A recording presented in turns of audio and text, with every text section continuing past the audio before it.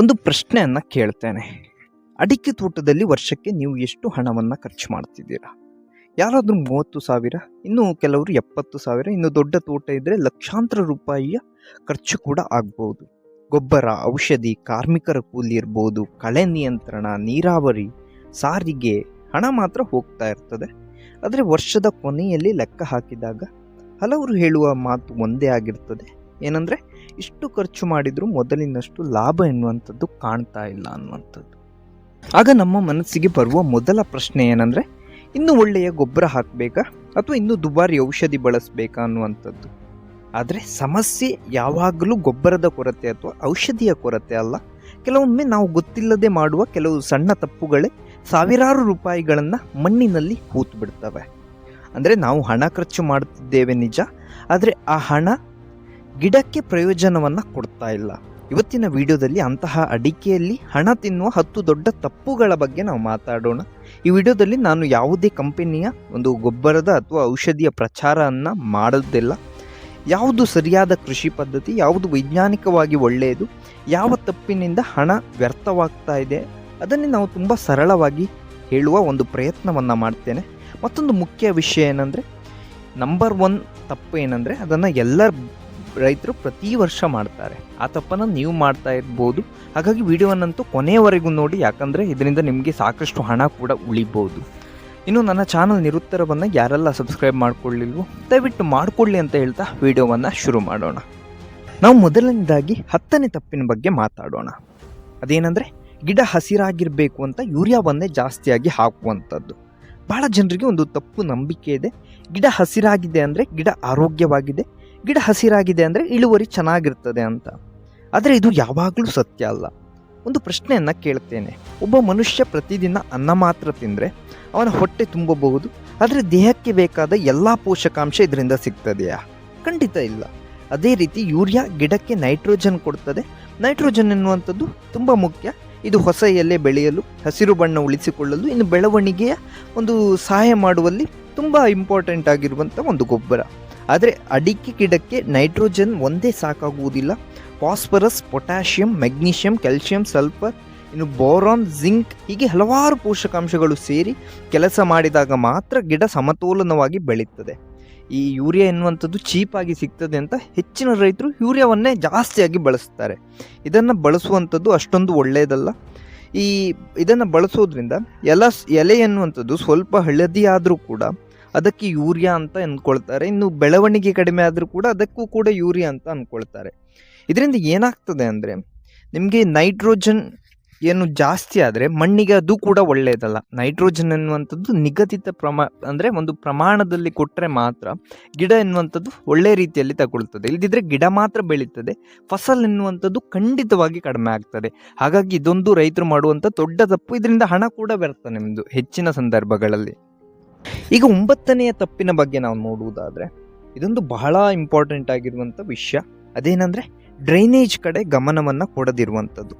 ಮಳೆಗಾಲದಲ್ಲಿ ಬಹಳ ರೈತರು ಗೊಬ್ಬರದ ಬಗ್ಗೆ ಹೆಚ್ಚಾಗಿ ಯೋಚಿಸ್ತಾರೆ. ಆದರೆ ಗೊಬ್ಬರಕ್ಕಿಂತ ಮೊದಲು ಯೋಚಿಸಬೇಕಾದದ್ದು ಏನಂದರೆ, ಅದು ಬೇರುಗಳು.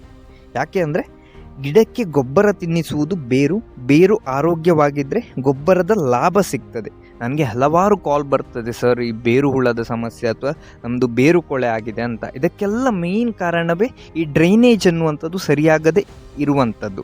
ಅಂದರೆ ನಿಮ್ಮ ಗಿಡದ ಹತ್ತಿರ ನೀರು ನಿಂತ್ಕೊಂಡ್ರೆ ಇಂತಹ ಸಮಸ್ಯೆಗಳು ಜಾಸ್ತಿಯಾಗಿ ಕಾಣಿಸ್ಕೊಳ್ತದೆ. ನೀವು ಎಷ್ಟೇ ಗೊಬ್ಬರ ಕೊಟ್ಟರು ಆ ಗಿಡ ಎನ್ನುವಂಥದ್ದು ಗೊಬ್ಬರವನ್ನು ತೆಗೆದುಕೊಳ್ಳುವ ಶಕ್ತಿಯನ್ನೇ ಕಳೆದುಕೊಳ್ತದೆ. ಈ ಡ್ರೈನೇಜ್ ಎನ್ನುವಂಥದ್ದು ಸರಿಯಾಗಿ ಇಲ್ಲದಿದ್ದರೆ ನೀವು ಎಷ್ಟೇ ದುಬಾರಿಯಾದ ಒಂದು ಗೊಬ್ಬರವನ್ನು ಹಾಕಿದರೂ ಕೂಡ ಅದು ವ್ಯರ್ಥವಾಗ್ಬೋದು.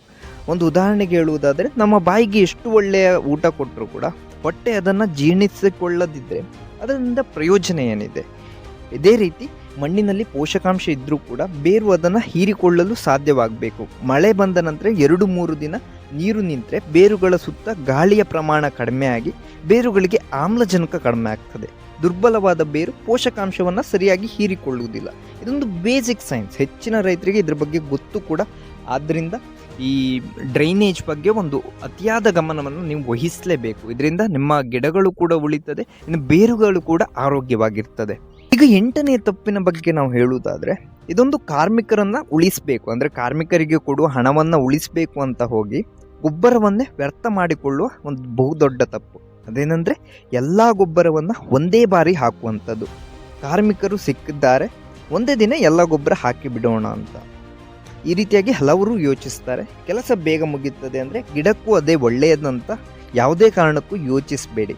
ಒಬ್ಬ ವ್ಯಕ್ತಿಗೆ 1 ವಾರದ ಊಟವನ್ನು ಒಂದೇ ದಿನ ಕೊಟ್ಟರೆ ಏನಾಗ್ತದೆ? ಆ ಊಟವನ್ನು ದೇಹ ಬಳಸಿಕೊಳ್ಳಲು ಸಾಧ್ಯವಾಗ್ತದೆಯೇ? ಖಂಡಿತವಾಗಿ ಇಲ್ಲ. ಗಿಡವೂ ಹಾಗೆ. ಗಿಡದ ಬೆಳವಣಿಗೆ ನಿರಂತರ ಪ್ರಕ್ರಿಯೆ, ಒಂದೇ ದಿನ ಆಗುವಂಥದ್ದಲ್ಲ.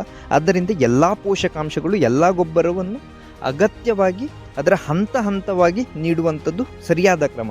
ಹೆಚ್ಚು ಮಳೆಯ ಪ್ರದೇಶಗಳಲ್ಲಿ ಕೆಲವು ಪೋಷಕಾಂಶಗಳು ಮಣ್ಣಿನ ಆಳಕ್ಕೆ ಹೋಗುವ ಸಾಧ್ಯತೆಯೂ ಇರ್ತದೆ. ಆದ್ದರಿಂದ ಅನೇಕ ಸಂದರ್ಭಗಳಲ್ಲಿ ಭಾಗವಾಗಿ ಗೊಬ್ಬರ ನೀಡುವಂಥದ್ದು ಉತ್ತಮ ಫಲಿತಾಂಶವನ್ನು ನೀಡ್ತದೆ. ಇದರ ಅರ್ಥ ಯಾವಾಗಲೂ ಒಂದೇ ಬಾರಿ ಹಾಕಬಾರ್ದು ಅಂತ ಅಲ್ಲ, ಆದರೆ ಮಣ್ಣು, ಮಳೆ, ಬೆಳೆಯ ಹಂತ ಇವೆಲ್ಲವನ್ನು ಗಮನಿಸಿ ನಿರ್ಧಾರ ಮಾಡಬೇಕು. ಅಂದರೆ ಏನಂದರೆ, ನೀವೀಗ ಒಂದು ಕೊಟ್ಟಿಗೆ ಗೊಬ್ಬರವನ್ನು ಹಾಕಿದ್ರಿ ಅಂತ ಅಂದ್ಕೊಳ್ಳಿ ಇವತ್ತು. ಅದೇ ದಿನ NPK, ಮೈಕ್ರೋ ನ್ಯೂಟ್ರಿಯೆಂಟ್ಸ್ ಎಲ್ಲವನ್ನು ಒಂದೇ ದಿನ ಕೊಟ್ಟರೆ ಅದರಿಂದ ಏನೂ ಪ್ರಯೋಜನ ಆಗೋದಿಲ್ಲ.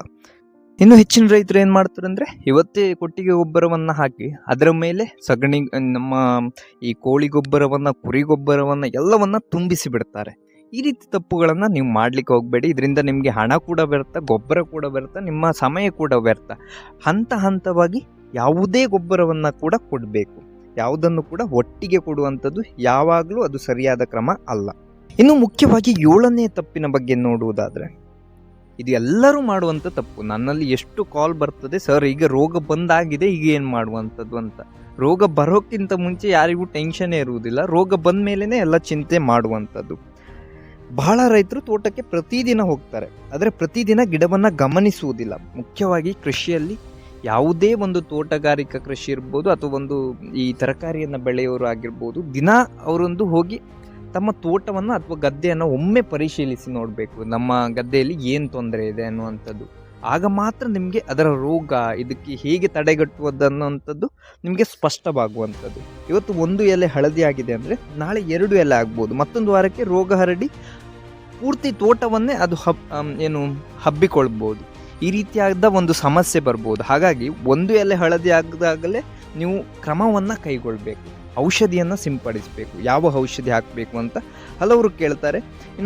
ಮತ್ತೊಂದು ವಾರಕ್ಕೆ ಇನ್ನೊಂದು ಔಷಧಿಯನ್ನು ಕೆಲವರು ಹೇಳ್ತಾರೆ. ಆ ರೀತಿಯಾಗಿ ಮಾಡಬಾರ್ದು. ನಿಮಗೆ ಯಾವುದು ಸರಿ ಅನಿಸ್ತದೆ, ನೀವು ಒಂದು ತಜ್ಞರ ಸಲಹೆಯನ್ನು ಪಡೆದು ಯಾವುದು, ಫಾರ್ ಎಕ್ಸಾಂಪಲ್ ನಿಮಗೆ ಒಂದು ಕೊಳೆ ರೋಗ ಬಂದಿದ್ದರೆ ಯಾವ ಔಷಧಿ ಒಳ್ಳೆಯದು, ಅದಕ್ಕೆ ಫಂಗಿಸೈಡನ್ನು ಬಳಸಬೇಕಾಗ್ತದೆ. ಫಾರ್ ಎಕ್ಸಾಂಪಲ್ ರಿಡಮಿಲ್ ಗೋಲ್ಡ್ ಅಥವಾ ಈ ರೀತಿಯಾದ ಔಷಧಿ ಅಥವಾ ಸಾಫ್ ಫಂಗಿಸೈಡ್ ಎಲ್ಲ ಬರ್ತದಲ್ಲ, ಇದನ್ನು ಬಳಸಬೇಕು. ಅದನ್ನು ಮುಂಚಿತವಾಗಿ ಬಳಸೋದ್ರಿಂದ ನಿಮಗೆ, ಫಾರ್ ಎಕ್ಸಾಂಪಲ್ ನಾನು ಹೇಳುವುದಾದರೆ, ಒಂದು ಬೇರುಕೊಳೆ ರೋಗ ಬರ್ತದೆ ಅಂತ ಗೊತ್ತಿರ್ತದೆ ಮಳೆಗಾಲದ ಮುಂಚೆ. ಇನ್ನು ಮಳೆಗಾಲ ಆರಂಭ ಆಗುವ ಹಂತದಲ್ಲೇ ಬೇರುಕೊಳೆಗೆ ಒಂದು ಔಷಧಿಯನ್ನು ಮೊದಲಿಗೆ ಹಾಕಿದರೆ ಬೇರುಕೊಳೆಯ ತೊಂದರೆ ಆಲ್ಮೋಸ್ಟ್ ಕಡಿಮೆ ಆಗ್ತದೆ. ಈ ರೀತಿಯಾದ ಒಂದು ಮುನ್ನೆಚ್ಚರಿಕಾ ಕ್ರಮವನ್ನು ತೆಗೆದುಕೊಳ್ಬೇಕು. ಇದರಿಂದ ಏನಾಗ್ತದೆ ಅಂದರೆ, ನಿಮಗೆ ರೋಗ ಬರೋಕ್ಕಿಂತ ಮುಂಚೆನೇ ನಿಯಂತ್ರಣವನ್ನು ಮಾಡ್ಬೋದು. ಇದೊಂದು ಉತ್ತಮ. ಯಾವುದೇ ಒಂದು ಕೃಷಿ ಇರ್ಬೋದು, ಮನುಷ್ಯನ ಜೀವನದಲ್ಲಿ ಇರ್ಬೋದು, ರೋಗ ಬರೋಕ್ಕಿಂತ ಮುಂಚೆನೇ ನಾವು ಮುನ್ನೆಚ್ಚರಿಕೆ ಕ್ರಮವನ್ನು ವಹಿಸಿಕೊಳ್ಳುವುದು ಬಹಳ ಉತ್ತಮ. ಇನ್ನು 6ನೇ ತಪ್ಪಿನ ಬಗ್ಗೆ ನೋಡುವುದಾದರೆ, ಇದು ಕೂಡ ಹೆಚ್ಚಿನ ರೈತರು ನಿರ್ಲಕ್ಷಿಸುವಂಥ ತಪ್ಪು. ಅದೇನೆಂದರೆ, NPKಯನ್ನು ಜಾಸ್ತಿಯಾಗಿ ಕೊಡ್ತಾರೆ, ಮೈಕ್ರೋ ನ್ಯೂಟ್ರಿಯೆಂಟ್ಸ್ ಬಗ್ಗೆ ಗಮನವನ್ನೇ ಕೊಡುವುದಿಲ್ಲ. ಮೈಕ್ರೋ ನ್ಯೂಟ್ರಿಯೆಂಟ್ಸ್ ಅನ್ನುವಂಥದ್ದು ಕೂಡ ನಿಮ್ಮ ಅಡಿಕೆ ಗಿಡಗಳಿಗೆ ತುಂಬ ಇಂಪಾರ್ಟೆಂಟ್ ಆಗಿರುವಂಥ ಒಂದು ವಿಷಯ. ಇದನ್ನು ನೀವು ಕೊಡಲೇಬೇಕು. ಯಾವ ಕಾರಣಕ್ಕೂ ಗಿಡಕ್ಕೆ NPK ಮಾತ್ರ ಸಾಕಾಗುವುದಿಲ್ಲ. ಗಿಡಕ್ಕೆ magnesium, boron, zinc, calcium, sulphur, ಅದರಲ್ಲೂ ಮುಖ್ಯವಾಗಿ ಬೋರಾನ್ ಎನ್ನುವಂಥದ್ದು ಜಾಸ್ತಿ ಪ್ರಮಾಣದಲ್ಲಿ ಬೇಕಾಗ್ತದೆ. ಇವುಗಳನ್ನು ಮೈಕ್ರೋ ನ್ಯೂಟ್ರಿಯೆಂಟ್ಸ್ ಅಥವಾ ಸೆಕೆಂಡರಿ ನ್ಯೂಟ್ರಿಯೆಂಟ್ಸ್ ಅಂತ ಕೂಡ ನಾವು ಕರಿತೇವೆ. ಅಂದರೆ ಇದು ಗಿಡದ ಬೆಳವಣಿಗೆ ಮತ್ತು ಉತ್ಪಾದಕತೆ, ಅಂದರೆ ನಿಮಗೆ ಒಂದು ಇಳುವರಿಯನ್ನು ಜಾಸ್ತಿ ಮಾಡುವಲ್ಲಿ ಈ ಮೈಕ್ರೋ ನ್ಯೂಟ್ರಿಯೆಂಟ್ಸ್ಗಳ ಪಾತ್ರ ಬಹಳ ಮುಖ್ಯವಾಗಿರುವಂಥದ್ದು. ಉದಾಹರಣೆಗೆ, ನಮಗೆ ಕೆಲವು ಪೋಷಕಾಂಶಗಳು ಎಲೆಗಳಲ್ಲಿ ಕ್ಲೋರೋಫಿಲ್ ನಿರ್ಮಾಣಕ್ಕೆ ಸಹಾಯ ಮಾಡ್ತವೆ, ಕೆಲವು ಬೇರುಗಳ ಬೆಳವಣಿಗೆಗೆ, ಕೆಲವು ಹೂ ಮತ್ತು ಕಾಯಿ ಬೆಳವಣಿಗೆಗೆ ಪಾತ್ರವನ್ನು ವಹಿಸುತ್ತದೆ. ಆದ್ದರಿಂದ NPK ಕೊಟ್ಟಿದ್ದೇನೆ ಅಂದರೆ ಸಾಕು ಅನ್ನುವ ಯೋಚನೆ ಎನ್ನುವಂಥದ್ದು ಸರಿಯಲ್ಲ.